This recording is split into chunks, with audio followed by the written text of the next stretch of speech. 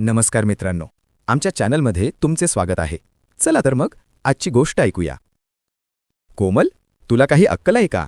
हे 5 स्टार हॉटेलचं बिल आहे की विजेचं बिल आहे? संतोष इतक्या जोरात ओरडला की कोमलने हातातले काम तसेच सोडून दिले आणि ती संतोषकडे धावत गेली. तिला पाहून संतोषचा चेहरा रागाने लाल झाला आणि तो म्हणाला, कोमल, मला कळत नाही की तू रात्रंदिवस इतकी वीज का वापरतेस की बिल इतकं जास्त येतं. तू चहा आणि नाश्त्याऐवजी वीज वापरतेस का? त्यामुळे बिल इतकं जास्त येतं. जरा घराबाहेर पडून बघ, सरकारी नोकरी आणि पैसे कमवून बघ, मग तुला कळेल की कष्ट म्हणजे काय असतात आणि एक जबाबदारी नावाची गोष्ट असते की नाही. डायनिंग टेबलवर नाश्ता करण्यापूर्वी संतोषने विजेचं बिल पाहून रागाने पत्नी कोमलवर ओरडला.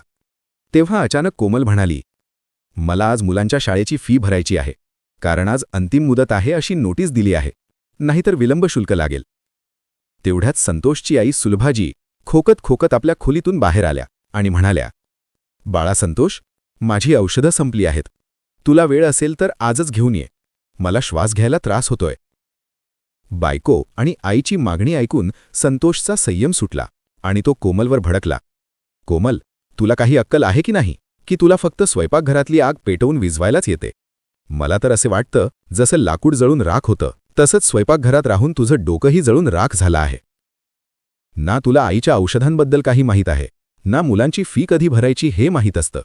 सगळे काही वेळेवर तू मला सांगतेस की मुलांची फी भरायची आज शेवटची तारीख आहे. आईची औषधं 2 दिवसांपासून संपलेली आहेत, पण तुला त्याची पर्वा नसते.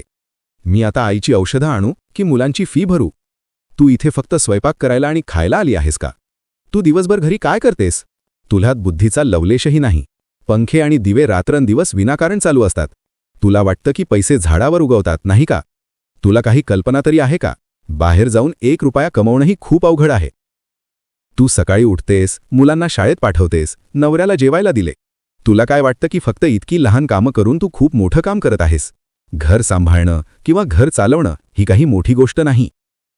पण संतोषला हे माहीत नव्हतं की तो ज्या स्त्रीबद्दल बोलत होता ती रात्रंदिवस प्रत्येक पैसा अत्यंत काळजीपूर्वक खर्च करणारी होती. संतोष हा त्याच्या नावाच्या अगदी उलट म्हणजेच असंतुष्ट होता. तो नेहमी चिडचिड करायचा, कारण तो एका सरकारी कार्यालयात कारकून म्हणून काम करत होता, जिथे त्याला त्याच्या पूर्णवेळ कामापेक्षा नेहमी जास्त काम करायला लावले जायचे. तरीही त्याला कारकुनाचाच पगार मिळत होता. याचा विचार करून तो कार्यालयात असो वा घरी, तो अधिकाधिक चिडचिड करू लागला. त्या दिवशी तो रागाने कोमलला म्हणाला, तू घरी बसून मजा करतेस आणि नेहमी पैसे मागत असतेस. त्यावर कोमल म्हणाली, संतोष, इतका राग करणे चांगला नाही. इतका रागवू नकोस. मी फक्त घर खर्चासाठी पैसे मागत आहे. घर चालवणं इतकं सोपं नसतं. तिचं बोलणं पूर्ण होण्याआधीच संतोष तिला मध्येच थांबवत म्हणाला, कोमल, मला उपदेश करायची गरज नाही. ज्या दिवशी तू स्वतःच्या पायावर उभी राहशील त्या दिवशी माझ्याशी तोंड वर करून बोल. जर तुझ्यात हिंमत असेल तर माझ्यासारखी सरकारी नोकरी कर, म्हणजे तुला कळेल की प्रतिष्ठा आणि कष्टाचा अर्थ काय असतो. नाहीतर शांतपणे चुलीवर पोळ्या भाजत बस, तीच तुझी प्रतिष्ठा आहे. संतोषच्या प्रतिष्ठा या एका शब्दाने कोमल गोठून गेली. तिचे कान सुन्न झाले होते आणि ती बराच वेळ एका खांबासारखी उभी राहिली. वडिलांच्या जड आवाजाने मुलं घाबरली आणि त्यांनी शांतपणे आपल्या बॅग उचलून शाळेकडे निघून गेले. संतोषची आई यांना आपल्या मुलाच्या ओरडण्याची सवय झाली होती, त्यामुळे त्या संतोषला काहीही न बोलता खोलीत निघून गेल्या. पण कोमलच्या मनात संतोषचे शब्द अजूनही घोळत होते. तिला ते सर्व प्रसंग आठवू लागले. ती सकाळी 5 वाजता उठून एखाद्या यंत्राप्रमाणे न थकता काम करत, सर्वांच्या आवडीनिवडी लक्षात घेऊन सर्वांसाठी नाश्ता बनवणे, सर्वांसाठी डबे तयार करायचे आणि घरातील सर्व कामे निष्कलंकपणे करत असे. शेजारी तिला टोमणे मारायचे, कोमल, तू एकटी एवढं काम कसं सांभाळतेस? तू एखादी मोलकरीण ठेवायला पाहिजे. पण तिने सर्वांच्या टोमण्यांकडे दुर्लक्ष केले, आपल्या परिवाराच्या परिस्थितीची काळजी घेतली आणि मोलकरीणीला पैसे द्यावे लागू नयेत म्हणून शक्य ते घरासाठी, घरातल्या लोकांसाठी सर्व काही केले. पण संतोष तिच्या कामाला त्याग मानत नव्हता. त्याला असे वाटत होते की जणू संपूर्ण जगाचे ओझे त्याच्या एकट्याच्या खांद्यावर आहे आणि घरातील इतर जण मात्र आरामात मजा करत आहेत. पण त्याला हे कसे कळणार की स्त्रीचे पोट कधी पूर्ण भरते आणि कधी ती थोड्याच समाधानी असते? या विचाराने कोमलच्या डोळ्यातून अश्रू उघळले. तिने अश्रू पुसले आणि मनातल्या मनात निश्चय केला, गृहिणीचे काम फक्त चुलीवर पोळ्या भाजणे एवढेच आहे का? ती दुसरे काही करू शकत नाही का? संतोषचे शब्द अजूनही वितळलेल्या काचेसारखे कोमलच्या कानात घुमत होते. ती थोडा वेळ जेवणाच्या टेबलापाशी बसली. मग तिला वाटलं की कितीही काही झाले तरी एखादी स्त्री जाणार तरी कोठे, विशेषतः जेव्हा तिला लहान निरागस मुले आणि असहाय वडिलांसारखे सासूरवाडे आहे. तिची इच्छा नसली तरी त्यांची काळजी घेण्यासाठी तिला तिथेच राहावे लागणार होते. म्हणून तिने हिंमत गोळा केली आणि अनिच्छेने स्वयंपाकघरात गेली. पण आज नेहमीसारखे तिचे कामात अजिबात लक्ष लागत नव्हते.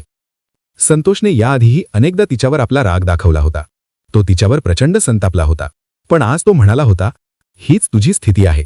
त्याने तिच्या आत्मसन्मानाला असा जबरदस्त धक्का दिला होता जो तिला विसरायचा असला तरी ती विसरू शकणार नव्हती. मग तिची नजर भिंतीवर टांगलेल्या जुन्या फोटोंवर पडली. लग्नाचा फोटो आणि त्याच्या अगदी बाजूलाच दुसरा थोडासा धूळ लागलेला फोटो. तिच्या विद्यापीठाच्या दीक्षांत समारंभाचा एक फोटो. कोमल अलाहाबाद विद्यापीठात इतिहास आणि राज्यशास्त्र विषयात गोल्ड मेडल विजेती. तिला आठवले की लग्नापूर्वी तिचे वडील म्हणाले होते, माझी मुलगी एक अधिकारी होईल. पण मग लग्न, जबाबदाऱ्या, मुले आणि ते स्वप्न कुठेतरी बंद होऊन बसले. संतोषला कदाचित आठवतही नसेल की त्याची पत्नी किती हुशार विद्यार्थिनी होती. कोमल भांडारघरात गेली. तिथे जुन्या पेट्यांमध्ये तिला तिची पुस्तकांची पेटी सापडली. तिने ती पेटी उघडली. आत जुनी पुस्तकं होती. त्यांची पानं पिवळी पडली होती. बिपिनचंद्रांचा इतिहास, लक्ष्मीकांतचं राज्यशास्त्र या पुस्तकांच्या वासाने कोमलच्या आत दडलेल्या हुशार विद्यार्थिनीला जाग आली. तिने आपली डायरी उचलली. पहिल्या पानावर लिहिलं होतं, ध्येय प्रशासकीय अधिकारी. तिने एक निर्णय घेतला. एक असा निर्णय जो तिला वेडेपणासारखा वाटत होता. ती 33 वर्षांची होती. तिला 2 मुलं होती. घराची संपूर्ण जबाबदारी तिच्यावर होती आणि तिच्या नवऱ्याने तिला किंचितही साथ दिली नव्हती. पण संतोषने तिला सरकारी नोकरीचं आव्हान दिलं होतं आणि या देशातील सर्वोच्च सरकारी नोकरीचा अर्थ काय असतो हे कोमलला माहीत होतं. लाल दिवा असलेली गाडी. जरी तो दिवा आता प्रकाश देत नसला तरी दर्जा तोच राहिला होता. तिला UPPSCची परीक्षा द्यायची होती. हे फक्त परीक्षा देण्यापुरते नव्हते, तर तिला ती उत्तीर्ण देखील व्हायचे होते, आणि तेही SDM उपजिल्हा दंडाधिकारी पदावर असताना. पण ते कसे शक्य होणार होते? शिकवणीसाठी पैसे नव्हते. दिवसभर सासू सासरे आणि मुलांची सेवा करण्यात तिला एका मिनिटाच्या विरंगुळ्यासाठीही वेळ मिळत नव्हता. जर संतोषला कळले असते की ती अभ्यासाचा विचार करत आहे, तर त्याने तिला पुन्हा टोचून म्हटले असते की ती आता घरकाम सोडून राणी बनण्याची स्वप्न पाहत आहे. कोमलने ठरवले की ही लढाई गुप्तपणे लढली जाईल. तिचा अभ्यास गुप्त राहील.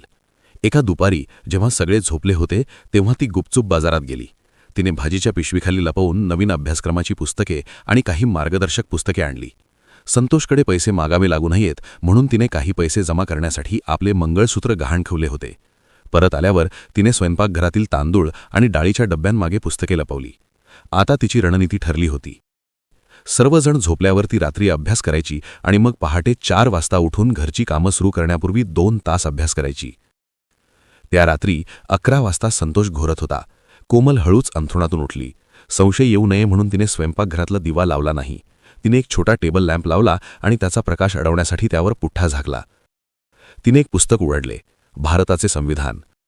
8 वर्षानंतर तिने अभ्यासाला सुरुवात केली होती. शब्द अस्पष्ट दिसत होते. तिचे मन थकले होते. दिवसभराच्या कामानंतर ती पार दमून गेली होती. झोप तिच्या पापण्यांवर येत होती.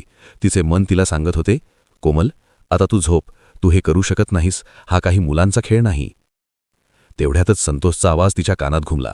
जर तुझ्यात हिंमत असेल तर सरकारी कामावर येऊन काम करून दाखव. कोमलने डोळ्यांवर पाणी मारले. तिने मनगटाभोवती एक रबर बँड बांधला आणि जेव्हा जेव्हा तिला झोप यायची तेव्हा ती तो जोरात ओढून सोडायची. त्या वेदनेमुळे तिला झोप येत नव्हती. ती वाचायला लागली. 1 पान, 2 पानं, 1 प्रकरण. त्या रात्री स्वयंपाकघरात फक्त डाळ शिजत नव्हती, तर त्या स्त्रीचं भविष्यही तिच्या डोळ्यासमोर होतं. ती आता फक्त पत्नी नव्हती, ती एक महत्त्वाकांक्षी स्त्री होती. दिवस सरले, आठवडे सरले. कोमलच्या डोळ्यांखाली काळी वर्तुळे दिसू लागली. एके दिवशी संतोषने तिला नाश्त्याच्या टेबलावर अडवले. काय झालं कोमल, तू हल्ली खूप थकलेली दिसतेस.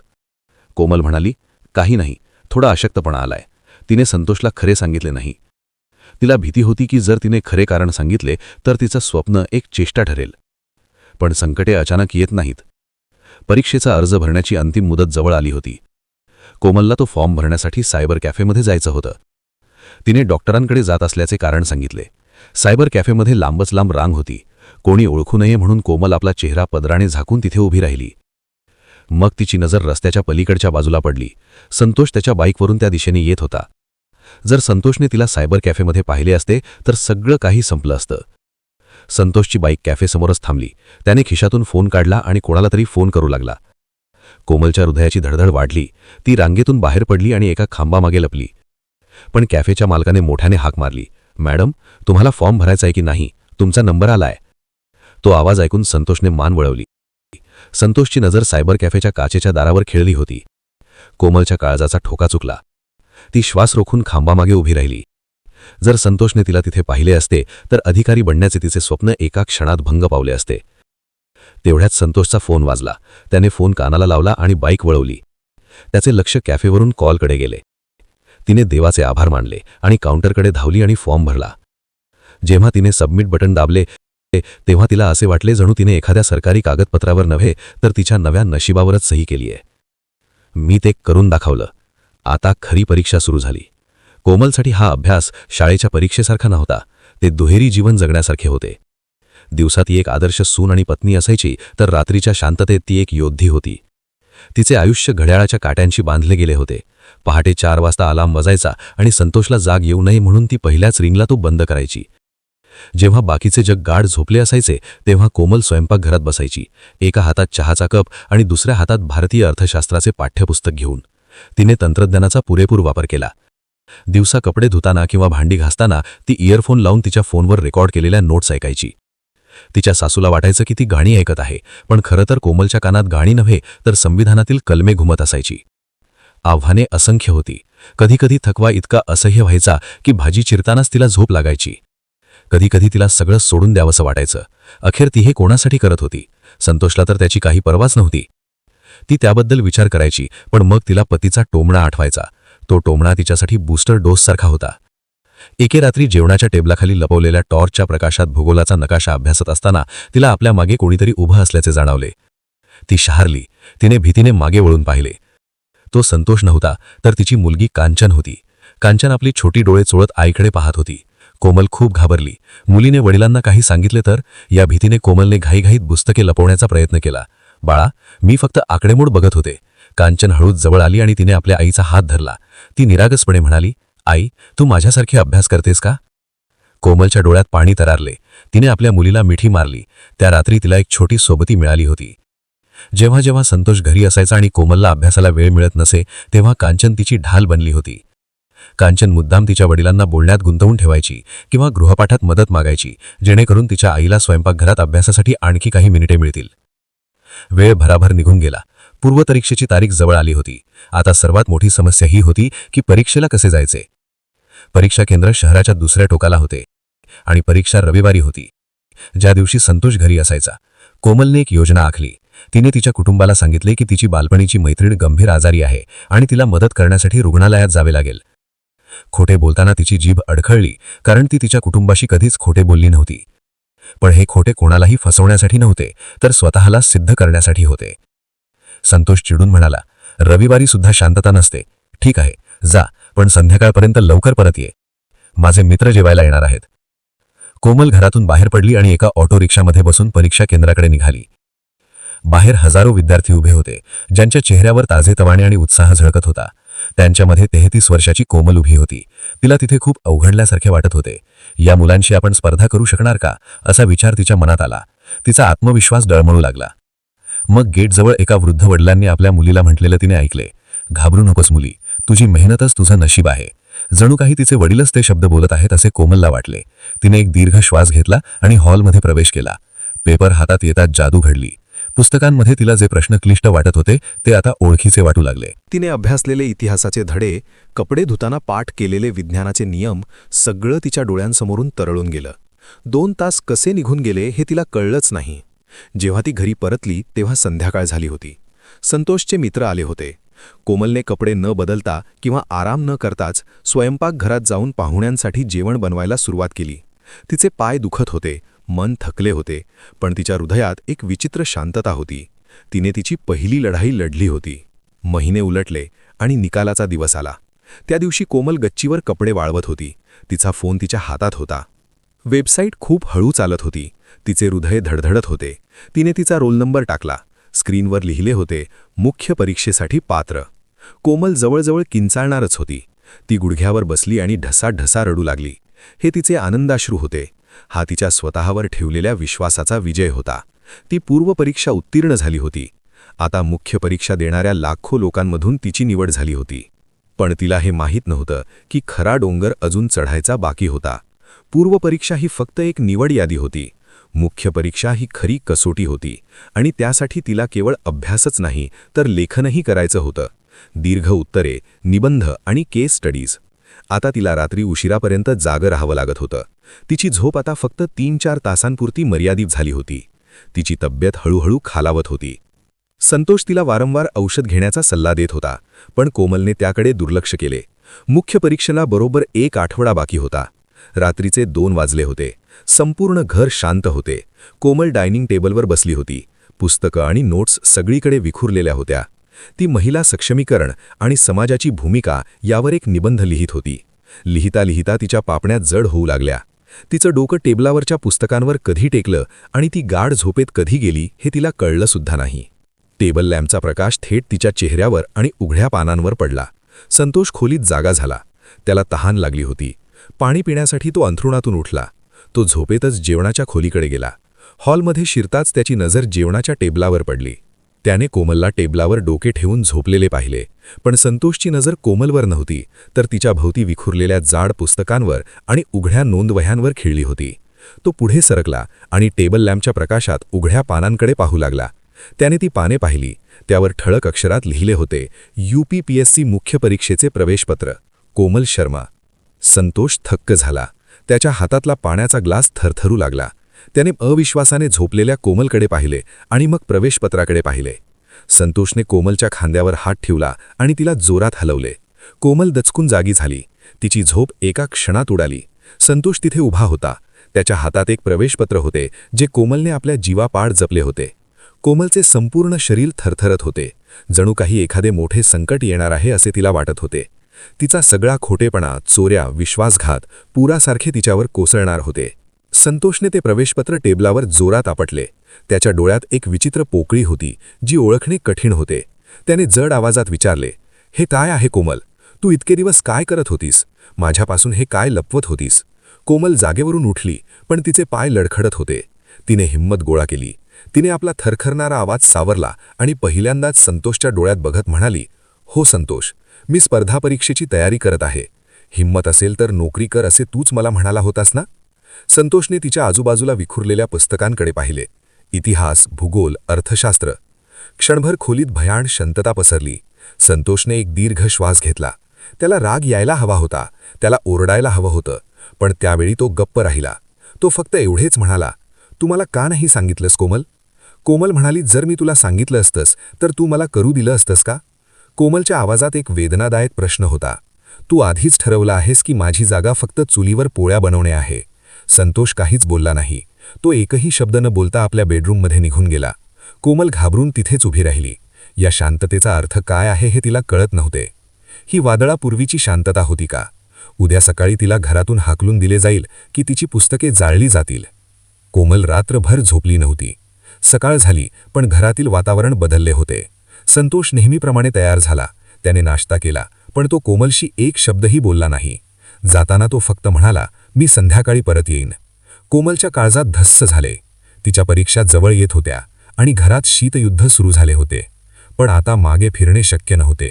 तिने तिची पुस्तके आवरली आणि पुन्हा अभ्यासात स्वतःला झोकून दिले. आता भीतीच्या जागी जिद्दीने जागा घेतली होती. 2 दिवस शांततेत आणि तणावात गेले. तिला परीक्षेसाठी लखनौला जावे लागणार होते. परीक्षेचे केंद्र दुसऱ्या शहरात होते. 3 दिवसांसाठी बाहेर जावे लागणार आहे हे संतोषला कसे सांगावे हे कोमलला कळत नव्हते. परीक्षेच्या आदल्या संध्याकाळी संतोष एक पाकीट घेऊन लवकर घरी आला. कोमल स्वयंपाकघरात होती. संतोष थेट तिच्याकडे गेला आणि ते पाकीट तिच्या हातात दिले. धडधडत्या हृदयाने कोमलने ते पाकीट उघडले आणि आत लखनौची 2 रेल्वे तिकीटं होती. एक कोमलसाठी आणि एक संतोषसाठी. कोमलने आश्चर्याने संतोषकडे पाहिले. संतोषची नजर खाली झुकलेली होती. जड अंतःकरणाने तो म्हणाला, मी त्या रात्री तुझी डायरी वाचली. कोमल, तू त्यात लिहिलं होतंस, मला हे काम स्वतःसाठी नाही तर माझ्या कुटुंबाच्या सन्मानासाठी करायचे आहे. मला माहीत नव्हतं की माझ्या टोमण्यांनी तुला इतकं दुखावलं होतं आणि त्याचबरोबर तुला इतकं कणखरही बनवलं होतं. संतोषचा आवाज दाटून आला, मी कदाचित चांगला नवरा नसेन, पण मी तुझ्या यशाच्या आड येणार नाही. चल, तुझे सामान भर. उद्या तुझी परीक्षा आहे आणि माझ्यामुळे तुला उशीर व्हावा असे मला वाटत नाही. कोमलच्या डोळ्यात पाणी तरारले. कोणत्याही निकालापेक्षा जास्त ती याच विजयाची वाट पाहत होती. नवऱ्याचा हा पाठिंबा तिच्यासाठी सर्वात मोठे पदक होते. दुसऱ्या दिवशी ते दोघे लखनौला पोहोचले. परीक्षा केंद्राबाहेरचं दृश्य वेगळंच होतं. संतोषच्या चेहऱ्यावर अभिमान होता. कोमल परीक्षा हॉलमध्ये प्रवेश करू लागली तेव्हा संतोषने तिला थांबवले. त्याने खिशातून एक पेन काढून कोमलला देत म्हटलं, हा पेन मी कालच विकत घेतला. याने तुझं भविष्य लिही कोमल. आणि हो, शुभेच्छा मॅडम. अनेक वर्षांनंतर तिच्या चेहऱ्यावर ते हास्य परत आले होते. मुख्य परीक्षा कठीण होती. सलग 4 दिवस लिहिणे, बोटं सुजणे आणि मन पूर्णपणे कोरे होणे. पण प्रत्येक वेळी जेव्हा कोमलचे धैर्य खचू लागायचे तेव्हा तिला गेट बाहेर वाट पाहणाऱ्या संतोषची आठवण यायची. तिने आपले सर्वोत्तम प्रयत्न केले होते. तिने त्या उत्तरांमध्ये केवळ शब्दच नाही लिहिले तर तिच्या आयुष्याचे अनुभव, तिचे दुःख आणि तिच्या आशा त्यात ओतल्या होत्या. परीक्षा संपली होती. आता पुन्हा प्रतीक्षा सुरू झाली. महिने उलटले. घरातील वातावरण पूर्णपणे बदलले होते. संतोष आता कोमलकडे एक गृहिणी म्हणून नाही तर एका भावी अधिकारी म्हणून पाहू लागला होता. त्यानेही घरकामात मदत करायला सुरुवात केली होती. घर चालवणे ही केवळ पत्नीची जबाबदारी नसते हे त्याला समजले होते. आणि मग तो दिवस आला. पोस्टमन एक लिफाफा घेऊन कोमलच्या घरी आला. कोमलने शेवटचा पडाव देखील पार केला होता. आता तिची मुलाखत होणार होती. इंटरव्ह्यूचा दिवस आला. 5 वरिष्ठ अधिकारी कोमलची निवड करण्यासाठी तयार होते. कोमल देखील तयार होती.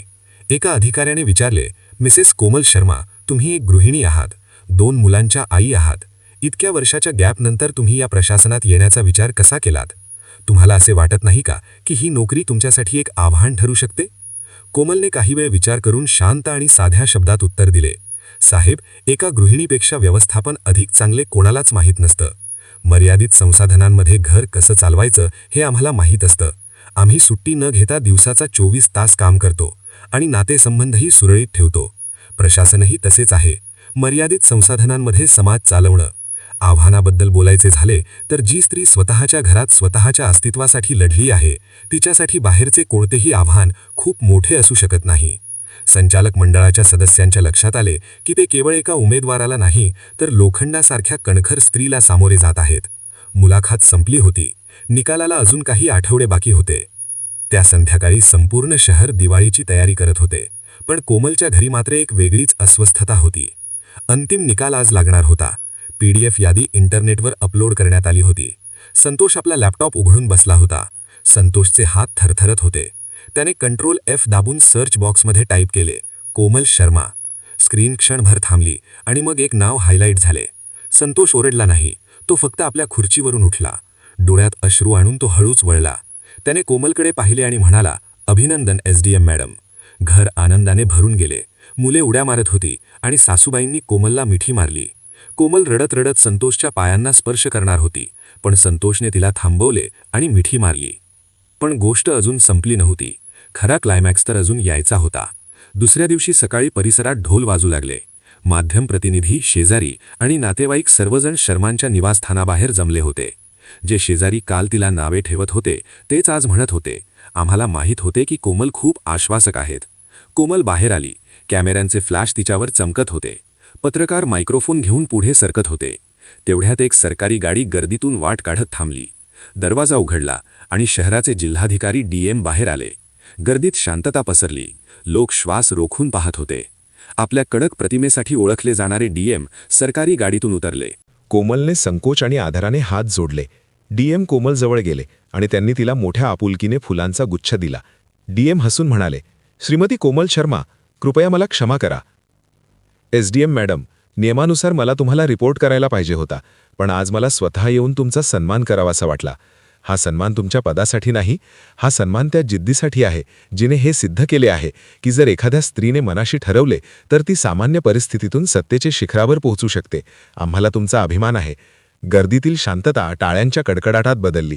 कोमलच्या डोळ्यात अश्रू तरळले. हा सन्मान, हा अभिमान, हा क्षण, यासाठी तिने आपल्या रात्री आणि मनःशांतीचा त्याग केला होता. माध्यमांनी माईक कोमलकडे दिला. एका रिपोर्टरने विचारले, मॅडम, तुमच्या यशाला जबाबदार कोण आहे? तुम्ही एवढी मोठी परीक्षा कशी पास झालात, तेही घरात एवढी मोठी जबाबदारी असताना? सगळ्यांच्या नजरा संतोषवर खेळल्या होत्या. लोकांना आशा होती की कोमल आता तिच्या नवऱ्याचा पर्दाफाश करेल. तिला कशी हिणवले गेले, तिला तिची जागा कशी दाखवून दिली गेली हे ती सांगेल. संतोषने शर्मेने मान खाली घातली. तो गर्दीच्या एका कोपऱ्यात उभा होता. वर पाहू शकत नव्हता. हिम्मत असेल तर बाहेर काम करून पैसे कमावून दाखव, हा त्याचा टोमणा शिक्षेसारखा त्याच्या कानात घुमत होता. कोमलने संतोषकडे पाहिले. त्याच्या डोळ्यात कटुता नव्हती, फक्त एक क्षणभरचा विराम होता. कोमल शांतपणे म्हणाली, माझ्या यशाला माझा नवरा संतोष जबाबदार आहे. सगळेच थक्क झाले. संतोष गोंधळून कोमलकडे पाहू लागला. कोमल पुढे म्हणाली, जर संतोषने मला आव्हान दिले नसते, जर त्याने मला माझ्या कम्फर्ट झोनमधून बाहेर ढकलले नसते, तर मी अजूनही चुलीवर पोळ्या भाजत बसले असते. त्याच्या त्या एका शब्दाने माझ्या हातला सुप्त प्रकाश जागृत केला आणि जेव्हा मी पडत होते तेव्हा त्याने मला सावरले. हा विजय फक्त माझा नाही, तो आमच्या दोघांचा आहे. हे ऐकून संतोषच्या डोळ्यात पाणी आले. तो कोमलकडे धावत गेला आणि सर्वांसमोर जराही न डगमगता कोमलसमोर हात जोडले. संतोषचा आवाज थरथरत होता. मी तुला तुझी किंमत दाखवून दिली, पण आज तू मला दाखवून दिलंस की खरी किंमत पदावर किंवा पैशावर नाही, तर कठोर परिश्रम आणि त्यागावर ठरते. मला माफ कर कोमल. कोमलने संतोषचा हात धरला. त्या क्षणी तिथे उपस्थित असलेल्या प्रत्येक स्त्री पुरुषाच्या डोळ्यात पाणी आले होते. हा केवळ एका परीक्षेचा निकाल नव्हता, हे एका नात्याचे पुनर्जन्म होते. पुढचे काही दिवस शर्मा निवासस्थान उत्सवाने भरून गेले होते, पण सर्वात सुंदर दृश्य एका आठवड्यानंतरचे होते. सकाळची वेळ होती. घराबाहेर एक सरकारी बोलेरो गाडी उभी होती. त्यावर एक निळी पट्टी आणि एसडीएम हे शब्द होते. उपजिल्हा दंडाधिकारी एसडीएम. कोमल गणवेशात बाहेर आल्या. खाकी साडी, खांद्यावर तारे आणि चेहऱ्यावर आत्मविश्वासाची चमक. ती आता दबलेली सून नव्हती, तर एक अधिकारी होती. पण अधिकारी होण्याआधी ती एक आई आणि सून होती. तिने सर्वात आधी आपल्या सासूच्या पायांना स्पर्श केला. सासूबाईंनी आशीर्वाद दिला, जा मुली, तू आत्तापर्यंत घर सांभाळलंस, आता जा आणि तुझा जिल्हा सांभाळ. कोमल गाडीजवळ जात असताना कोमलची नजर नेमप्लेटवर पडली. घराच्या गेटवर एक नवीन नेमप्लेट लावण्यात आली होती. त्यावर आधी संतोष शर्मा असे नाव होते. आता त्यावर कोमल शर्मा एसडीएम आणि संतोष शर्मा असे लिहिले होते. संतोष हसला आणि म्हणाला, आता या घराची ओळख तुझ्यामुळे आहे कोमल. कोमल सर्व मुलींसाठी एक आदर्श बनली होती. कोमलने नकळतपणे शेकडो मुलींना एक स्वप्न दिले होते की लग्न हे आयुष्य संपवत नाही, तर ती एक नवी सुरुवात असते. म्हणून मित्रांनो, कोमलची कहाणी ही केवळ एक कहाणी नाही, तर ते एक वास्तव आहे. आपल्या समाजात तुम्ही घरी काय करता या प्रश्नाने स्त्रियांचा आवाज अनेकदा दाबला जातो. पण आपण हे विसरतो की जे हात पाळणा हिलवू शकतात तेच हात जगावर राज्यही करू शकतात. कोणाच्या शांततेला कमजोरी समजू नका. कोमलने हे सिद्ध केले की स्त्रीचा आदर केवळ तिच्या पगाराच्या पावतीवरून नाही, तर तिच्या अस्तित्वावरूनही व्हायला हवा. पण प्रश्न हा आहे की आदर मिळवण्यासाठी प्रत्येक स्त्रीला एसडीएम बनावेच लागेल का? जी गृहिणी सुट्टी न घेता आपले घर स्वर्गात बदलू शकते, ती आधारास पात्र नाही का? आज माझा तुम्हा सर्वांना एक प्रश्न आहे. जर कोमल एसडीएम बनली नसती, तर तिची घरगुती कामे आणि त्याग व्यर्थ गेला असता का? आपण आपल्या आई, पत्नी किंवा बहिणींना त्या कमावतात किंवा नाही याची पर्वा न करता त्यांना योग्य तो आदर देतो का? कृपया आपले मत कमेंट्समध्ये कळवा आणि प्रत्येक स्त्रीसोबत शेअर करा जिला स्वतःची ताकद ओळखण्याची गरज आहे, आणि प्रत्येक पुरुषासोबत शेअर करा ज्याला आपला विचार बदलावण्याची गरज आहे. आणि अशाच आणखी मनोरंजक कथांसाठी लाईक सबस्क्राईब करायला विसरू नका. कथा शेवटपर्यंत ऐकल्याबद्दल तुमचे खूप खूप धन्यवाद.